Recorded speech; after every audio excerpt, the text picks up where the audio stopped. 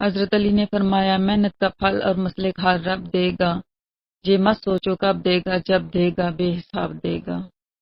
زبان سے نکلے ہوئے الفاظ جسم کو نہیں بلکہ روح کو زخمی کرتے ہیں۔ زندگی کی ٹھوکریں بڑی نرالی ہوتی ہیں، جب بھی لگتی ہیں یا کسی کی اصلیت دکھا دیتی ہیں یا کچھ نہ کچھ سکھا دیتی ہیں۔ کبھی تم دوسروں کے لیے دل سے دعا مانگ کر دیکھو، تمہیں اپنے لیے دعا مانگنے کی ضرورت ہی نہیں پڑے گی۔ بہترین رشتہ وہ ہے جو آپ کے عیب جان کر بھی آپ سے تعلق ختم نہ کرے، اور بے شک یہ رشتہ آپ کا اللہ کے علاوہ کسی سے نہیں۔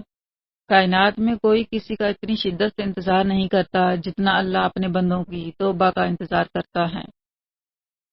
حضرت علی نے ارشاد فرمایا، راز فاش کرنا غیروں کی عادت ہے۔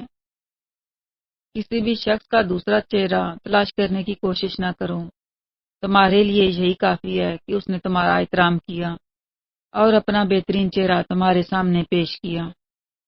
جب نظر انداز ہونا شروع ہو جاؤ تو کنارہ کر لیں، کیونکہ وضاحتیں کبھی بھی آپ کا کھویا ہوا مقام واپس نہیں لا سکتی، ہاں مگر خاموشی آپ کو مزید تذلیل سے ضرور بچا لیتی ہے۔